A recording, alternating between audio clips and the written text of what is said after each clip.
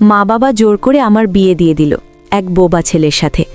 আজ আমার বাসর রাত, তাই নবধূ সেজে চুপচাপ বসে আছি ফুলে সাজানো বাসর ঘরে। বুকের ভেতরটা অদ্ভুত এক শূন্যতায় ভরে আছে। ভয়, কষ্ট আর অসহায়ত্ব সব একসাথে চেপে বসেছে আমাকে। আজ যে মানুষটার সঙ্গে এই ঘরে বসে থাকার কথা ছিল সে নেই, তার জায়গায় একজন সম্পূর্ণ অপরিচিত মানুষ। কিছুক্ষণ পর দরজা খোলার শব্দে আমার চিন্তায় ছেদ পড়ল। আমার স্বামী ধীরে ধীরে ঘরে ঢুকল, এসে আমার সামনে বসে পড়ল। সে কথা বলতে পারে না, তাই নিঃশব্দে শুধু আমার দিকেই তাকিয়ে আছে।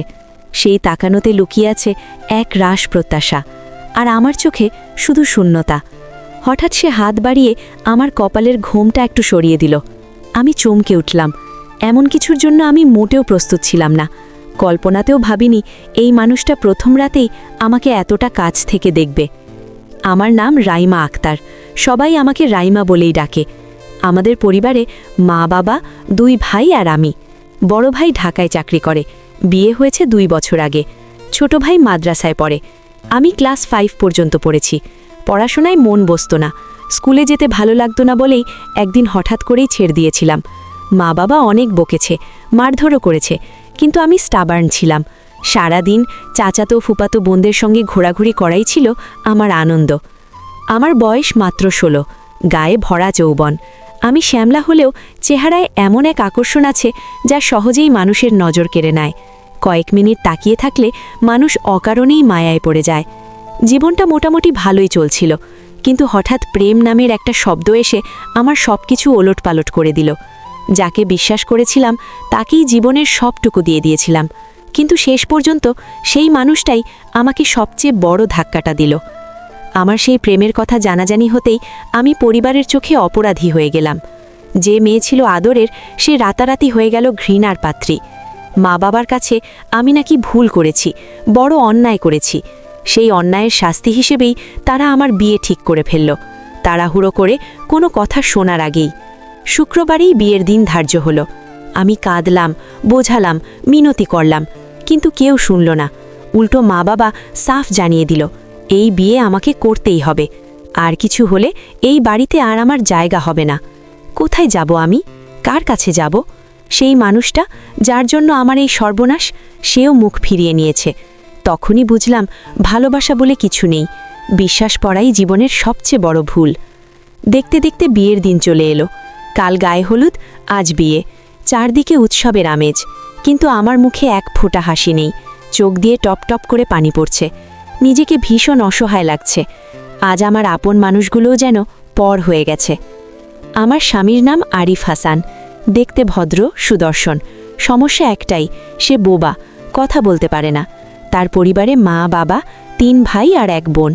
আরিফ মেজো ছেলে। বিয়ের আগে আমি তাকে কখনো দেখিনি, বিয়ের দিন প্রথম দেখি। সে খুব খুশি, হাতের ইশারায় বারবার কিছু বোঝানোর চেষ্টা করছে, যেন আমাকে পেয়ে সে জীবনের সবচেয়ে বড় সুখ পেয়েছে। বাসরঘর ফুল দিয়ে সাজানো হয়েছে, চারদিকে সুগন্ধ, কিন্তু আমার মনটা ভারী। অনেক স্বপ্ন ছিল এই রাত নিয়ে, কিন্তু যার সঙ্গে সেই স্বপ্ন দেখেছিলাম সে নেই। তার জায়গায় আজ এই মানুষটা। ভাবতে ভাবতেই আরিফ আমার সামনে এসে বসে পড়ল। চোখে মুখে এক অদ্ভুত মায়া। সে হাতের ইশারায় কিছু বলছে, আমি কিছুই বুঝতে পারছি না। আমার বিভ্রান্ত মুখ দেখে সে পকেট থেকে একটা ছোট্ট নোটবুক আর কলম বের করল। খুব যত্ন করে সে লিখতে শুরু করল। লেখা শেষ করে নোটবুকটা আমার দিকে বাড়িয়ে দিল। কাঁপা হাতে পড়তে শুরু করলাম। এই বিয়েতে তুমি খুশি নও সেটা আমি বুঝতে পারছি, তোমার চোখের ভাষা আমি পড়তে পারি, কিন্তু বিশ্বাস করো আমি সারা জীবন তোমাকে আগলে রাখব, তোমাকে কষ্ট দেব না। লেখাটা পড়ে আমার বুকের ভেতর কেমন করে উঠল। বোবা হলেও মানুষটা যে কতটা অনুভব করতে পারে সেটা তখনই বুঝলাম, কিন্তু আমার মনের ভেতরের ঝড় তাকে কিভাবে বোঝাবো? আমার কাছে কোনো উত্তর নেই। আমি শুধু বললাম, রাত অনেক হয়েছে, আপনি ঘুমিয়ে পড়ুন। সে আমার দিকে কিছুক্ষণ তাকিয়ে রইল, তারপর আবার কলম ধরল। এইবার যা লিখল সেটা পড়ে আমার চোখের কোণ ভিজে গেল। নোটবুকটা আমার দিকে বাড়িয়ে দিল। কাঁপা হাতে লেখাগুলো পড়তে শুরু করলাম। আমি জানি এই বিয়েতে তুমি সম্মতি ছিল না, তবু আমাকে বিশ্বাস করো। আমি বোবা হলেও আমার মন আছে, অনুভূতি আছে। আমি তোমাকে ছেড়ে যাব না। তুমি যদি চাও আমি সারা জীবন দূরে থেকেই তোমাকে সম্মান দেব, শুধু আমাকে ঘৃণা করো না। লেখাগুলো পড়ে আমার বুকের ভেতরটা হু হু করে উঠল। এতটা সরল আর সৎভাবে কেউ নিজের কথা বলতে পারে আমি কল্পনাও করিনি। আমি কিছু বলার ভাষা খুঁজে পেলাম না, মাথা নিচু করে বসে রইলাম। সে হয়তো বুঝে নিল, তাই আর কিছু না লিখে ধীরে ধীরে বিছানার একপাশে শুয়ে পড়ল, আমার দিকে পিঠ দিয়ে, যেন আমাকে কোনো অস্বস্তিতে ঠেলতে চায় না। সেই রাতে আমার চোখে ঘুম আসেনি। আরিফের নিঃশ্বাসের শব্দ শুনতে শুনতে ভাবছিলাম, এই মানুষটা কি সত্যিই খারাপ, নাকি আমি আগেই তাকে দোষী বানিয়ে নিয়েছি। একসময় ভোরের আলো ফুটল। আমি চুপচাপ উঠে ফ্রেশ হয়ে নিলাম। ঘরে ফিরে দেখি আরিফ গভীর ঘুমে। ঘুমের মধ্যে মুখটা একদম শিশুর মতো শান্ত। বোবা মানুষটাকে দেখে কেন জানি মনের ভেতর অদ্ভুত একটা টান অনুভব করলাম। নিচে নেবে দেখি বাড়িতে ব্যস্ততা। নতুন বউ বলে আমাকে নিয়ে সবার কৌতূহল। নাস্তা তৈরি হয়েছে। ভাবি বলল, রাইমা, আরিফ এখনও ওঠেনি, গিয়ে ডাক দে। একটু অস্বস্তি লাগলেও আমি উপরে গেলাম। হালকা করে ডাকলাম, সাড়া নেই। ডায়ে আলতো করে হাত দিতেই সে চমকে উঠে বসে পড়ল। আমাকে দেখে একটু ঘাবড়ে গেল, তারপর হাত জোর করে ইশারায় ক্ষমা চাইল। আমি বললাম, নাস্তা ঠান্ডা হয়ে যাচ্ছে। সে দ্রুত ফ্রেশ হয়ে এলো। আমরা দুজন পাশাপাশি বসে নাস্তা করতে লাগলাম। হঠাৎ সে নিজের প্লেট থেকে খাবার তুলে আমার সামনে ধরল। আমি একটু অবাক হলাম, কিন্তু ওর চোখের চাওয়াতে এমন এক অনুরোধ ছিল যে না বলতে পারলাম না। খাবার মুখে দিতেই ওর মুখে প্রশান্তির হাসি ফুটে উঠল। হাসিটা অদ্ভুতভাবে আমার মন ছুঁয়ে গেল। নাস্তার পর সে প্লেটগুলো নিজেই নিয়ে গেল। সবাই অবাক হয়ে তাকিয়ে আছে। ভাবি মুচকি হেসে বলল, ভালোই তো মানিয়ে নিচ্ছে। আমি চুপচাপ দাঁড়িয়ে রইলাম। রুমে ফিরে এসে দেখি আরিফ নোটবুকে আবার কিছু লিখছে। আমাকে দেখিয়ে লেখাটা পড়তে বলল, তোমার হাসিটা খুব সুন্দর, হাসলে তোমাকে আলাদা লাগে। আমি অবাক হয়ে বললাম, আমি তো হাসিনি। সে বুকে হাত রেখে ইশারায় বোঝালো, মন দিয়ে দেখলে অনেক কিছু বোঝা যায়। সেই মুহূর্তে নিজের অজান্তেই আমার মুখে হালকা একটা হাসি চলে এলো। আরিফ সেটা দেখে খুব খুশি হলো, কিন্তু পরক্ষণেই আমার মনে একটা খচখচানি শুরু হলো। এই মানুষটা কি সারা জীবন এমনভাবেই কথা না বলে বাঁচবে? সমাজ কি তাকে মেনে নেবে? আর আমি? দিন গড়াতে লাগলো। আরিফ সারাদিন আমার আশেপাশেই থাকে। ইশারায় কথা বলে, ছোট ছোট কাজে সাহায্য করে, কখনো জোর করে কিছু চায় না। ধীরে ধীরে আমি তার ইশারার ভাষা বুঝতে শুরু করলাম। নোটবুকের দরকারও কমে এলো। রাতে শুতে যাওয়ার সময় সে আবারও আমার মাথায় আলতো করে হাত বুলিয়ে দিল। অদ্ভুতভাবে এবার আর খারাপ লাগলো না। মনে হলো অনেক দিন পর কেউ আমাকে আগলে ধরেছে। আমি জানি না এটা অভ্যাস নাকি পরিবর্তনের শুরু। শুধু বুঝতে পারছিলাম এই বোবা মানুষটার নীরব উপস্থিতি ধীরে ধীরে আমার ভাঙা মনটাকে ছুঁয়ে যাচ্ছে। আরিফের সেই নীরব উপস্থিতি ধীরে ধীরে আমার দৈনন্দিন জীবনের অংশ হয়ে উঠল। সকালে ঘুম ভাঙলেই তাকে দেখি ঘরের কোনায় বসে কিছু লিখছে, কিংবা জানালার পাশে দাঁড়িয়ে বাইরে তাকিয়ে আছে। সে কথা বলতে পারে না, তবু তার চোখ আর হাতের ভাষায় এত কথা জমে থাকে যে মাঝে মাঝে আমার নিজের কথাই কম পড়ে যায়। অদ্ভুতভাবে আমি আর ওর নীরবতা থেকে পালাতে চাই না। একদিন দুপুরে আমি কাপড় ভাঁজ করছিলাম। হঠাৎ খেয়াল করলাম আরিফ অনেকক্ষণ ধরে আমার দিকেই তাকিয়ে আছে। আমি একটু বিরক্ত হয়ে বললাম, এভাবে তাকিয়ে আছেন কেন? সে সঙ্গে সঙ্গে নোটবুক খুলে লিখল, তুমি কাজ করতে করতে খুব সুন্দর দেখাও। আমি পড়ে লজ্জায় মুখ নামিয়ে নিলাম। নিজেকে সামলাতে গিয়ে বুঝলাম এই মানুষটার সামনে লজ্জা পাওয়াটা আর অস্বস্তিকর লাগছে না। বাড়ির লোকজনও ধীরে ধীরে আমাকে স্বাভাবিকভাবে মেনে নিচ্ছে। শাশুড়ি মাঝে মাঝে আদর করে মাথায় হাত বুলিয়ে দেয়। আরিফ সবসময় আমার খেয়াল রাখে। আমি কিছু বলার আগেই সে বুঝে ফেলে আমি কি চাই। কখনো পানি এগিয়ে দেয়, কখনো চুপচাপ পাশে বসে থাকে। কোনো দাবি নেই, কোনো জোর নেই, শুধু নিঃশব্দ সঙ্গ। এক বিকেলে ছাদে উঠে বসেছিলাম। মনটা হঠাৎ খুব ভারী হয়ে গেল। পুরনো স্মৃতিগুলো অকারণেই মাথায় ঘুরতে লাগলো। আমি জানতাম এই স্মৃতিগুলো আমাকে দুর্বল করে দেয়। আরিফ হয়তো আমার চোখের পরিবর্তন বুঝে ফেলেছিল। সে পাশে এসে বসে, কিছুক্ষণ চুপ করে থেকে হাতের ইশারায় আকাশের দিকে দেখালো। মেঘগুলো ধীরে ধীরে ভেসে যাচ্ছিল। তারপর নোটবুকে লিখল, সব মেঘ একসময় সরে যায়, আকাশটা ঠিকই নীল হয়। আমি লেখাটা পড়ে অনেকক্ষণ চুপ করে রইলাম। বুকের ভেতরে জমে থাকা কষ্টগুলো যেন একটু হালকা হলো। প্রথমবার মনে হলো কেউ আমার অতীত জানতে না চেয়েও আমাকে বোঝার চেষ্টা করছে। সেই মুহূর্তে আমি ওর দিকে তাকিয়ে বললাম, আপনি ভালো মানুষ। সে মৃদু হেসে মাথা নাড়ল, যেন এই ছোট্ট কথাটুকুই তার জন্য অনেক। রাতে ঘুমানোর আগে সে আবার মাথায় হাত বুলিয়ে দিতে চাইল। আমি বাধা দিলাম না। চোখ বন্ধ করে শুয়ে পড়লাম। হাতের উষ্ণ স্পর্শে একটা অদ্ভুত নিরাপত্তা অনুভব করলাম। অনেক দিন পর আমি গভীর ঘুমে ডুবে গেলাম। দিনগুলো এভাবেই কাটতে লাগলো। আমি এখন বেশিরভাগ ইশারাই বুঝতে পারি। আরিফ আর নোটবুক কম ব্যবহার করে। সে মাঝে মাঝে অদ্ভুত কিছু শব্দ বের করার চেষ্টা করে। শব্দগুলো স্পষ্ট নয়, তবু তার গলার স্বরটা খুব মধুর। আমি অবাক হয়ে শুনি। মনে মনে ভাবি, যদি সে কথা বলতে পারত কত সুন্দরই না হতো। এক রাতে হঠাৎ সে নোটবুকে লিখল, তুমি কি কখনো আমাকে ভালোবাসতে পারবে? প্রশ্নটা পড়ে আমি থমকে গেলাম। কি উত্তর দেব বুঝতে পারছিলাম না। ভালোবাসা কি এত সহজ? আমি তো এখনও নিজের মনকেই ঠিক বুঝে উঠতে পারিনি। আমি কোনো উত্তর না দিয়ে নোটবুকটা ফেরত দিলাম। আরিফ কিছু বলল না, শুধু আমার দিকে তাকিয়ে রইল। সে রাতে আমি ঘুমোতে পারিনি। প্রশ্নটা বারবার মাথার ভেতর ঘুরছিল। আমি কি সত্যি এই মানুষটাকে এড়িয়ে যেতে পারবো, নাকি অজান্তেই সে আমার হৃদয়ের ভেতর জায়গা করে নিচ্ছে? অন্ধকার ঘরে আরিফের নিঃশ্বাসের শব্দ শুনতে শুনতে বুঝলাম আমি আর আগের মতো নেই। আমার ভাঙা মন ধীরে ধীরে নতুন করে কিছু অনুভব করতে শিখছে। সেই রাতের পর থেকে আরিফের প্রশ্নটা আমার মাথার ভেতর গেঁথে রইল। আমি ইচ্ছে করেই ওর চোখের দিকে ঠিকভাবে তাকাতাম না। ভয় পেতাম যদি আমার চোখ আমার মনের কথা বলে দেয়। আরিফও আর প্রশ্নটা তুলল না, কিন্তু ওর আচরণে একটা অদ্ভুত পরিবর্তন এসে গেল। আগের মতো বারবার কাছে আসতো না, মাথায় হাত বুলিয়ে দিত না, চুপচাপ নিজের মধ্যে গুটিয়ে থাকত। সেই নীরবতা এবার আমাকে অস্বস্তিতে ফেলতে লাগলো। একদিন দুপুরে আমি রান্নাঘরে কাজ করছিলাম, হঠাৎ হাত কেটে গেল। খুব বেশি নয়, তবু রক্ত বের হলো। আমি কিছু বলার আগেই আরিফ দৌড়ে এসে আমার হাত ধরে ফেলল। চোখে আতঙ্ক। দ্রুত কাপড় এনে হাত বেঁধে দিল। তারপর নোটবুকে লিখল, ব্যথা পেয়েছ? সাবধানে কাজ করো, তোমার কষ্ট আমি সহ্য করতে পারি না। লেখাটা পড়ে আমার বুকের ভেতরটা কেঁপে উঠল। এতদিন পর কেউ আমার কষ্টকে এত গুরুত্ব দিল। আমি হাতটা ছাড়িয়ে নিয়ে বললাম, এত কিছু করার দরকার ছিল না। সে মাথা নাড়ল, ইশারায় বোঝালো আমার জন্য সব কিছুই দরকার। সেদিন বিকেলে আমি একা ছাদে বসেছিলাম। মনে হচ্ছিল আমি ইচ্ছে করেই এই মানুষটার অনুভূতি এড়িয়ে যাচ্ছি। অথচ সত্যিটা হলো, আমি নিজেই বুঝতে পারছি না কখন থেকে আরিফ আমার কাছে গুরুত্বপূর্ণ হয়ে উঠেছে। ঠিক তখনই আরিফ ছাদে এলো, হাতে নোটবুক। পাশে এসে বসে লিখে দিল, আমি জানি তুমি এখনও ভয় পাও, আমি তাড়াহুড়ো করব না, শুধু পাশে থাকতে দাও। আমি প্রথমবার নিজে থেকে ওর দিকে তাকালাম। চোখে কোনো অভিযোগ নেই, শুধু অপেক্ষা। সেই দৃষ্টিটা আমাকে ভেঙে দিল। আমি ধীরে ধীরে বললাম, আমি ভাঙা মানুষ, সব কিছু সহজে বিশ্বাস করতে পারি না। সে সঙ্গে সঙ্গে নোটবুকে লিখল, ভাঙা জিনিস জোড়া লাগানো যায়, সময় লাগে শুধু। সেই কথাটা যেন আমার বুকের ভেতর কোথাও গেঁথে গেল।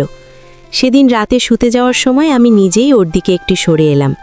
আরিফ বুঝতে পেরে থমকে গেল, যেন বিশ্বাস করতে পারছে না। আমি চোখ বন্ধ করে বললাম, হাতটা রাখুন। ওর হাতটা আমার মাথায় এসে থামল। আগের মতোই আলতো, কিন্তু এবার সেই স্পর্শে আমার আর অস্বস্তি লাগলো না, বরং একটা অদ্ভুত শান্তি পেলাম। এরপর দিনগুলোতে আমাদের মাঝে এক ধরনের নীরব বোঝাপড়া তৈরি হলো। আরিফ আমাকে আর প্রশ্ন করত না, আমিও ওকে দূরে সরিয়ে দিতাম না। আমরা দুজনেই বুঝে নিয়েছিলাম এখন আর পিছু হটার জায়গা নেই। অনুভূতিগুলো ধীরে ধীরে সত্যি হয়ে উঠছে। এক সন্ধ্যায় হঠাৎ বিদ্যুৎ চলে গেল। ঘর অন্ধকার। আমি একটু ভয় পেয়ে গিয়েছিলাম। আরিফ সঙ্গে সঙ্গে আমার হাত ধরে ফেলল, শক্ত করে নয়, শুধু উপস্থিতি জানান দেওয়ার মতো। অন্ধকারে আমি প্রথমবার অনুভব করলাম এই হাতটা আমি ছাড়তে চাই না। ঠিক তখনই বাইরে বৃষ্টি নামল। টিনের চালে বৃষ্টির শব্দ। অন্ধকার, বৃষ্টি আর নীরবতার মাঝে আরিফ আমার দিকে একটু ঝুঁকে এলো। চোখে প্রশ্ন, অনুমতি চাইছে। আমি কিছু বললাম না, শুধু হাতটা শক্ত করে ধরলাম। সেই মুহূর্তে বুঝে গেলাম আমি আর নিজেকে মিথ্যে বলতে পারছি না। ভাঙা মনটা ধীরে ধীরে নতুন করে কিছু অনুভব করতে শুরু করেছে, আর সেই অনুভূতির কেন্দ্রে এখন নীরব এক মানুষ, আরিফ। সেই রাতের পর থেকে আমাদের সম্পর্কটা এক অদ্ভুত মোড় নিল।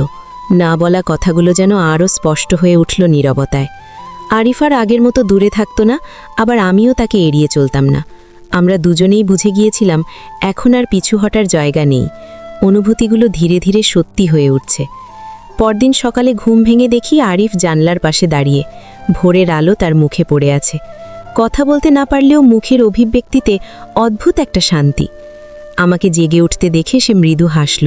তারপর নোটবুকে লিখে দিল, আজ তোমাকে খুব সুন্দর লাগছে। আমি অবাক হয়ে বললাম, ঘুম থেকে উঠে এমন কি সুন্দর? সে বুকের উপর হাত রেখে ইশারায় বোঝালো, আমার চোখে তুমি সবসময় সুন্দর। এই প্রথম আমি লজ্জা পেলাম না, বরং মনে হলো কেউ আমাকে যেমন আমি আছি তেমনভাবেই গ্রহণ করেছে। সকাল থেকে সারাদিন মনটা অকারণেই ভালো লাগছিল। কাজে মন বসছিল। আরিফ বারবার আশেপাশে ঘুরছিল, ছোট ছোট সাহায্য করছিল। কাউকে কিছু বলছিল না, কিন্তু তার উপস্থিতিটাই যথেষ্ট ছিল। দুপুরের দিকে হঠাৎ শাশুড়ি ডাকলেন। একটু চিন্তায় পড়ে গেলাম, কিন্তু উনি হেসে বললেন, মা, তুই তো আমাদের ঘরের মেয়ে হয়ে গেছিস, আরিফকে ঠিক সামলে রেখেছিস। আমি চুপ করে রইলাম। আরিফ দূরে দাঁড়িয়ে ইশারায় জানতে চাইল কি হয়েছে। আমি মাথা নাড়লাম, সব ঠিক আছে।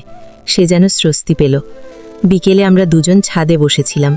আকাশ পরিষ্কার, বাতাসে হালকা শীত। আরিফ হঠাৎ নোটবুক বের করল। অনেকক্ষণ লিখে তারপর আমাকে দিল। পড়ে আমি থমকে গেলাম।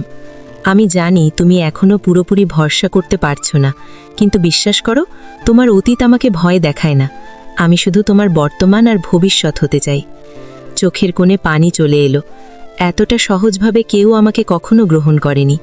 আমি ধীরে ধীরে বললাম, আমি চেষ্টা করছি, সত্যি চেষ্টা করছি।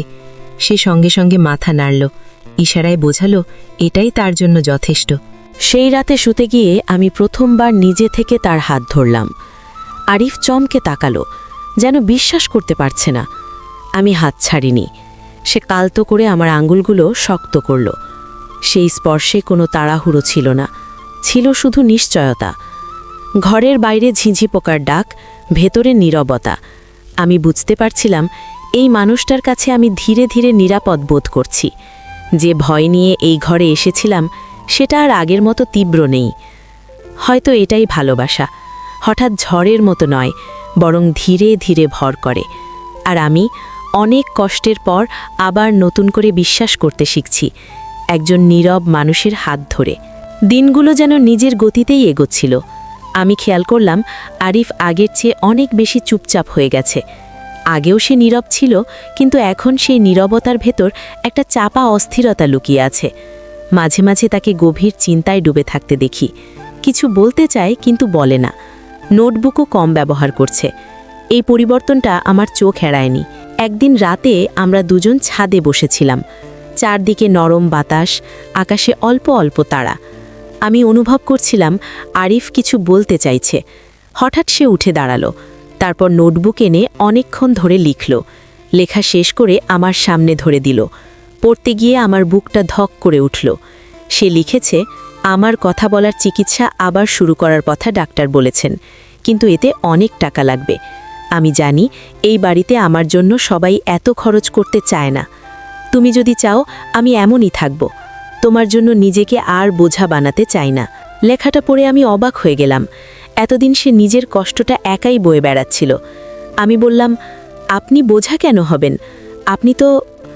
কথাটা শেষ করতে পারলাম না, গলাটা ধরে এলো।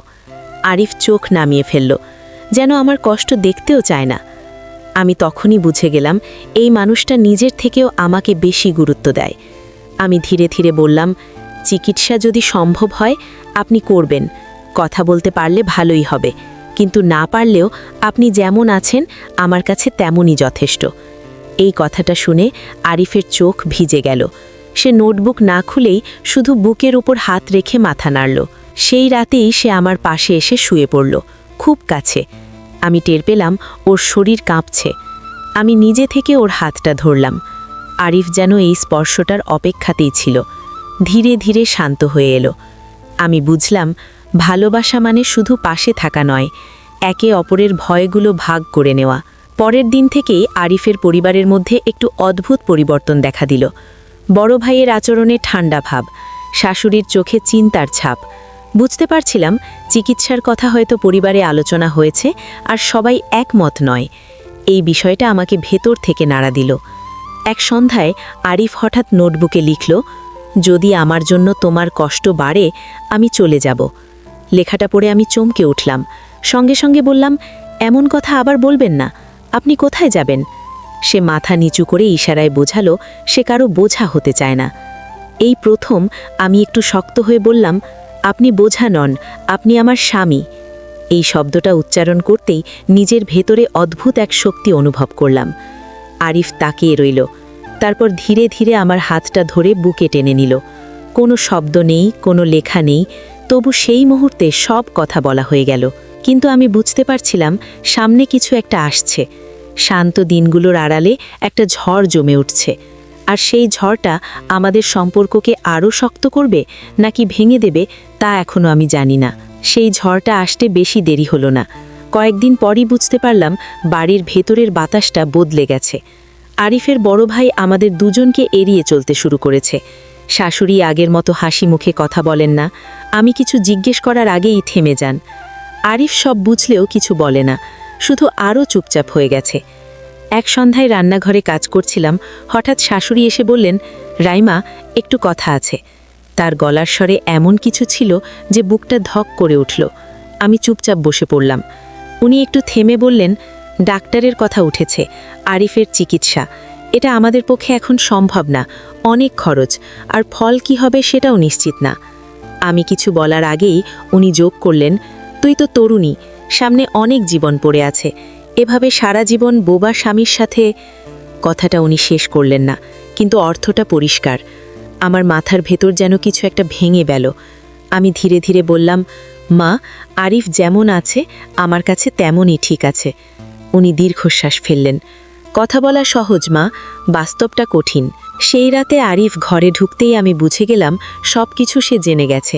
সে নোটবুক খুলল না, শুধু আমার দিকে তাকিয়ে হাতের ইশারায় প্রশ্ন করল, সব ঠিক আছে? আমি মাথা নাড়লাম, কিন্তু চোখের পানি আটকাতে পারলাম না। আরিফ সঙ্গে সঙ্গে আমার হাত ধরল, শক্ত করে নয়, আশ্বস্ত করার মতো। আমি বললাম, আপনার জন্য সবাই চিন্তা করছে, খরচের কথা, ভবিষ্যতের কথা। আরিফ আমার কথা থামিয়ে নোটবুকে লিখল, তুমি চাইলে আমি তোমাকে মুক্ত করে দেব, আমি একা থাকতে পারবো। লেখাটা পড়ে আমার বুকটা মোচড় দিয়ে উঠল। এই মানুষটা এখনও ভাবছে আমাকে ছেড়ে দেওয়ার কথা। আমি নোটবুকটা নামিয়ে রেখে বললাম, আপনি কেন এমন কথা বলেন? আমি কি কখনো বলেছি আমি যেতে চাই? সে চোখ নামিয়ে ফেলল। হয়তো নিজের অস্তিত্বটাই তার কাছে প্রশ্নের মতো হয়ে গেছে। সেই রাতে অনেকক্ষণ আমরা চুপচাপ বসেছিলাম। তারপর আমি হঠাৎ বললাম, আপনি কি জানেন আমি আগে কাকে ভালোবাসতাম? আরিফ অবাক হয়ে তাকালো। আমি নিজেই প্রথমবার সব খুলে বললাম, কিভাবে বিশ্বাস ভেঙেছে, কিভাবে আমি একা হয়ে গেছি। কথা বলতে বলতে চোখ ভিজে যাচ্ছিল। আরিফ মাঝে মাঝে আমার হাতটা চেপে ধরছিল। কোনো প্রশ্ন নেই, কোনো বিচার নেই। সব বলা শেষ হলে সে নোটবুকে লিখল, তুমি ভেঙে পড়েছিলে, আমি চাই তুমি আবার দাঁড়াও, আমার হাত ধরে। কথা বলতে পারি আর না পারি, আমি তোমার পাশে থাকব। সেই মুহূর্তে আমি বুঝে গেলাম, যদি আজ আমি পিছু হটি, সারা জীবন নিজেকে ক্ষমা করতে পারব না। আমি ওর কপালে হাত রেখে বললাম, আমিও আপনার পাশে থাকব, যাই হোক। আরিফ চোখ বন্ধ করল, যেন অনেক দিন পর একটু শান্তি পেল। কিন্তু পরদিন সকালে বাড়িতে নতুন খবর এলো। বড় ভাই জানিয়ে দিল, আরিফকে নিয়ে চূড়ান্ত সিদ্ধান্ত নেওয়া হবে। এই বাড়িতে না থাকলে ভালো হয়। কথাটা সরাসরি না হলেও ইঙ্গিতটা স্পষ্ট। আমি বুঝে গেলাম আমাদের সামনে সবচেয়ে কঠিন পরীক্ষা এখন শুরু হতে যাচ্ছে। বড় ভাইয়ের সেই কথার পর বাড়িটা যেন হঠাৎ করেই আমাদের জন্য পর হয়ে গেল। আরিফ কিছু বলল না।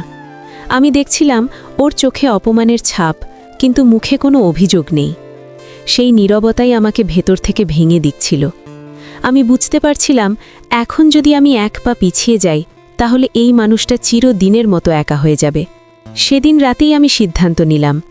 আরিফ যখন চুপচাপ বিছানার একপাশে বসেছিল, আমি ওর সামনে গিয়ে দাঁড়ালাম। বললাম, চলুন।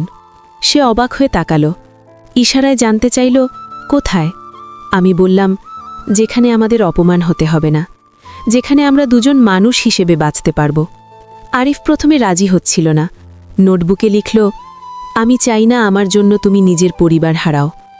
আমি শান্ত গলায় বললাম, আমি আগেই পরিবার হারিয়েছি, এখন আমি শুধু আপনাকে হারাতে চাই না। সেই কথাটা পড়ে আরিফ অনেকক্ষণ চুপ করে রইল। তারপর ধীরে ধীরে মাথা নাড়ল, চোখে পানি জমে উঠল। সেদিন ভোরে আমরা দুজন নিঃশব্দে সেই বাড়ি ছেড়ে বেরিয়ে এলাম। পেছনে তাকাইনি, শুধু সামনে তাকিয়ে হেঁটেছি। শুরুটা সহজ ছিল না। ছোট একটা ভাড়া ঘর, সীমিত টাকা। আরিফ ছোটখাটো কাজ করতে শুরু করল, আমি সেলাইয়ের কাজ নিলাম। কষ্ট ছিল, কিন্তু অপমান ছিল না। রাতে আমরা ক্লান্ত শরীর নিয়ে পাশাপাশি শুয়ে থাকতাম। তখন আরিফ আমার হাত ধরে রাখত। কোনো শব্দ নেই, তবু সেই স্পর্শেই আমি সাহস পেতাম। কয়েক মাস পর আরিফের চিকিৎসা শুরু হলো, ধীরে ধীরে। পুরোপুরি কথা নয়, কিন্তু কিছু শব্দ সে স্পষ্টভাবে বলতে পারছে। প্রথম যে শব্দটা পরিষ্কার বেরোলো সেটা ছিল আমার নাম। সেই মুহূর্তে আমি কেঁদে ফেলেছিলাম। এতদিনের সব কষ্ট যেন সেই একটা শব্দে ধুয়ে গেল। আজ অনেক দিন পর আমি বুঝি, ভালোবাসা মানে নিখুঁত মানুষ পাওয়া নয়। ভালোবাসা মানে অপূর্ণ মানুষটার হাত শক্ত করে ধরে রাখা। যে মানুষটা কথা বলতে পারে না, সেই আমাকে জীবনের সবচেয়ে গভীর কথা বুঝিয়েছে। আমি আরিফের পাশে বসে আছি, ও আমার দিকে তাকিয়ে হাসছে। হয়তো এখনও সব ঠিক হয়ে যায়নি, কিন্তু আমরা একসাথে আছি, এটাই যথেষ্ট। ভাঙা মনটা আজ পূর্ণ, নীরব ভালোবাসায়।